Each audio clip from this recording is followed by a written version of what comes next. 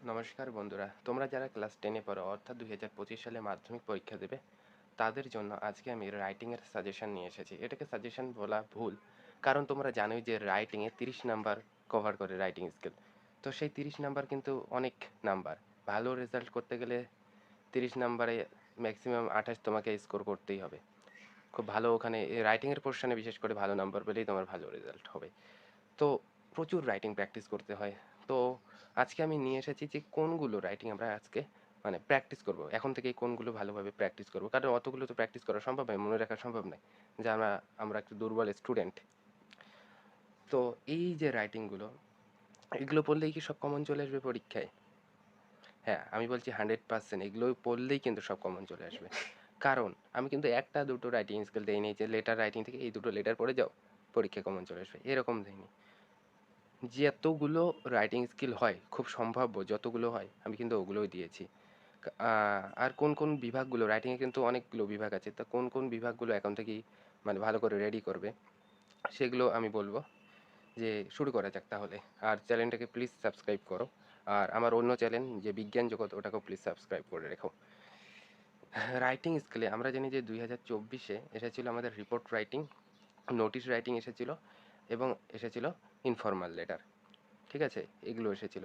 তো আমি বিগত বছরের যে প্রশ্নগুলো 17 থেকে আমি 2024 পর্যন্ত প্রশ্নগুলো অ্যানালাইসিস করে দেখলাম রাইটিং স্কিল, যে কোন বছর কোনটা এসেছে। যে রিপোর্ট রাইটিং এভাবে আসছে, একবার আসছে রিপোর্ট, একবার স্টোরি, একবার রিপোর্ট, একবার স্টোরি। যেহেতু 2024 সালে রিপোর্ট রাইটিং চলে এসেছে, তাহলে এবার আমাদের স্টোরিটা ইম্পর্টেন্ট। আর যেহেতু ইনফর্মাল লেটার চলে এসেছে, এবার আমাদের formal letter important. Formal letter বলতে মোস্ট যেটা ইম্পর্টেন্ট সেটা হচ্ছে এডিটোরিয়াল লেটারটা, আর বায়োগ্রাফি, প্রসেসিং আর স্টোরি। এই বিভাগগুলো দেখো, প্রসেসিং কিন্তু সেই 2017-তে এসেছিল, বা তারপরে কিন্তু আর কোনো দিন আসেনি। তো প্রসেসিং কিন্তু এবার আমাদের খুবই গুরুত্বপূর্ণ। আর হচ্ছে স্টোরি, তোমরা দেখতে পাচ্ছ কি না স্টোরি। হ্যাঁ, এই বিভাগগুলো কিন্তু খুব গুরুত্বপূর্ণ। এবার দেখে নিই যে এই বিভাগগুলো থেকে আমরা কোন কোন প্রশ্নগুলোকে খুব ভালোভাবে পড়বো। এডিটোরিয়াল লেখাটাকে আমরা কী কী পড়বো? খুব সোজা, এগুলো লেখাও খুব সোজা। ফরম্যাটটা ভালো করে জানলেই যে কোনো এডিটোরিয়াল লেটার আমরা লিখতে পারবো। তো রাশ ড্রাইভিং, এটাকে এভাবে আসতে পারে reckless driving, bad condition of road, bad condition of hospital, irregular irregular clearance of garbage, এটা লিখতে পারলে তোমরা ইনস্যানিটারি কন্ডিশন ইন ইউর লোকালিটি, মানে অস্বস্তিজনক পরিস্থিতি তোমরা এলাকাতে, loud speaker, load shedding, cutting of trees, plastic bag. তো এগুলো পড়লেই কিন্তু প্যারাগ্রাফে লিখতে পারবে। এবার প্যারাগ্রাফ, অনেক অনেক প্যারাগ্রাফ হয়। সকালে ঘুম থেকে ওঠা থেকে রাতে ঘুমোতে যাওয়ার আগে পর্যন্ত অনেক, সারাদিন যা যা করি, তোমার ফেভারিট টিচার, তোমার হচ্ছে প্রিয় সদস্য পরিবারের, অনেক প্যারাগ্রাফ হয়। তো যেগুলো আমরা পড়বো, যেগুলো আমরা প্র্যাকটিস করব, সেগুলো কী কী? এর মধ্যে থেকেই আসবে, আমি কমন দিচ্ছি, তো গ্যারান্টি দিচ্ছি 100%। যে save drive save life, value of having regular physical and health education, অথবা ফিজিক্যাল এক্সারসাইজ, বা সকালে মর্নিং ওয়াক, এখান থেকেই তোমরা লিখতে পারবে বানিয়ে। বা সকালে যে এক্সারসাইজগুলো আমরা যে করি, মর্নিং এক্সারসাইজ, ওগুলো এই টপিক থেকেই তোমরা পড়লেই পেয়ে যাবে। Visit to a place of historical interest, এখান থেকে তোমরা মানে ঐতিহাসিক আকর্ষণে কোনো জায়গায় ভ্রমণ করা, এখান থেকে তোমরা এডিটোরিয়াল লেটারটাও লিখতে, বা এডিটোরিয়াল আসবে না, যে তোমার মাস্টার, স্কুলের হেডমাস্টারকে রিকোয়েস্ট করো যে একটা তুমি হিস্টোরিক্যালি জায়গায় তোমরা যেতে ইচ্ছুক, সেই বিষয়ে লেখো। তো এটা পড়লে, এই প্যারাগ্রাফটা পড়লে ওটাও লিখতে পারবে। গ্লোবাল ওয়ার্মিং সব সময়ের জন্যই একটা ইম্পর্টেন্ট প্যারাগ্রাফ। ডিফরেস্টেশন, এটা তোমরা ডিফরেস্টেশন বা বনভূমি ধ্বংস করা হচ্ছে, এটা লিখতে পারলে। যে কাটিং অফ ট্রিজ, এটাও অনেক সহজেই লিখতে পারবে, যে এডিটোরিয়াল লেটারে যেটা আমি দিয়েছি। বেনিফিট অফ রিডিং বুকস, ঠিক আছে, রিডিং বুকস হবে, যে বই পড়ার যে বেনিফিট, এটা লিখতে পারলে। নিউজ পেপারটাও অনেকটাই কি, pollution, mobile phone or use or and abuse of mobile phone, এটাও লিখতে পারবে খুব সুন্দরভাবে।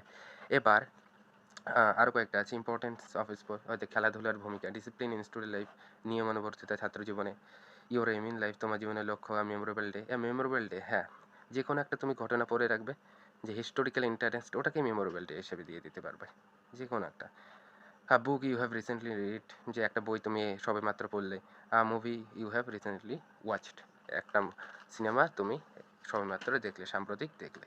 এবার এগুলো হচ্ছে প্যারাগ্রাফের পার্ট। এই কটা প্র্যাকটিস করলে আশা করা যায় তোমার হচ্ছে মধ্যে স্কিলটা চলে আসবে, যে কোনো জিনিস খুব সহজে তুমি লিখতে পারবে, স্কিলটা তুমি গেইন করতে পারবে।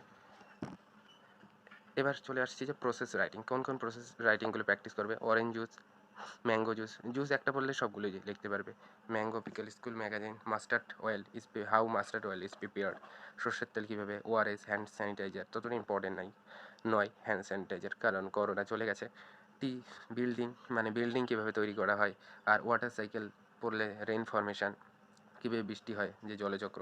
পেপার, ক্লথ, ঠিক আছে, পেপার কীভাবে তৈরি করা হয়, বা ক্লথে জামাকাপড় কীভাবে ধোয়া হয়, এগুলো।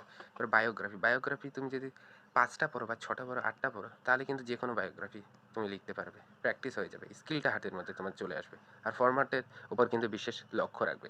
কোন কোন বায়োগ্রাফিগুলো ইম্পর্টেন্ট, এপিজে আব্দুল কালাম, রবীন্দ্রনাথ ট্যাগর, সৌমিত্র চ্যাটার্জি, রাজা রামমোহন রায়, মহাত্মা গান্ধী, ঈশ্বরচন্দ্র বিদ্যাসাগর, সত্যজিৎ রায়, লতা মঙ্গেশকর। মহাপুরুষের অভাব নেই, প্রচুর বায়োগ্রাফি পড়তে হবে, তবে এই কয়টা পড়লেই স্কিল তোমার বিল্ড হয়ে যাবে, যে কোনো রাইটিং দিলেই তুমি বায়োগ্রাফির ওপর লিখতে পারবে। এবার স্টোরির তো ভাই অভাব নেই, প্রচুর স্টোরি আছে, স্টোরির সাজেশন দেওয়া মানে ইম্পসিবল একটা ব্যাপার, স্টোরির সাজেশন দেওয়া যায় না। তো যাদের কাছে যে প্র্যাকটিস বুকটা থেকে, ওই প্র্যাকটিস বুকে যতগুলো স্টোরি আছে, ওই স্টোরিতে খুব লেখা খুব সোজা, কিন্তু হিন্টস দেওয়া থাকে, খালি হিন্টসগুলোকে দেখে মানে লেখো খুব সুন্দর। হিন্টসগুলোকে দেখে লাইন করে একটা লাইন তৈরি করো, নিজের মতো করে লাইন তৈরি করো। স্টোরি লেখা কিন্তু ততটা কঠিন ব্যাপার না, কয়েকটা প্র্যাকটিস করলেই, 5-6টা প্র্যাকটিস করলে বাকিগুলো সহজেই লিখতে পারবে। তো কি স্টোরি তাও, যেমন থার্স্টি তৃষ্ণার্ত কাক, টু ফ্রেন্ড অ্যান্ড বিয়ার, হ্যাঁ, এবং একটা ভাল্লুক, দুজন বন্ধু, ক্যাপসেলার অ্যান্ড মাঙ্কি, এবং একটা হচ্ছে ক্যাপসেলার এবং একটা হচ্ছে কি বানর। প্রচুর স্টোরি আছে আরও অনেক। তো এগুলোই ভালোভাবে প্র্যাকটিস করো, দেখো যে এর মধ্যে থেকেই কমন পাবে। আর যদি কমন না আসে, তোমার মধ্যে এতগুলো প্র্যাকটিস করার পর তোমার মধ্যে সেই স্কিলটা চলে আসবে, হ্যাঁ, এফিসিয়েন্সিটা চলে আসবে, তুমি লিখতে পারবে সহজেই এবং ফুল মার্কস পাবে, এটা গ্যারান্টি দিয়ে বলতে পারি। তো ধন্যবাদ, চ্যানেলটাকে অবশ্যই সাবস্ক্রাইব করো প্লিজ। আর বিজ্ঞান জগৎ, ওই যে চ্যানেলটা আমি যেখানে সাপোর্ট করব, তা আমার বয়সও কিন্তু তোমাদের থেকে বেশি না, তোমাদের সমানই আমি। ওকে, সাপোর্ট করো প্লিজ।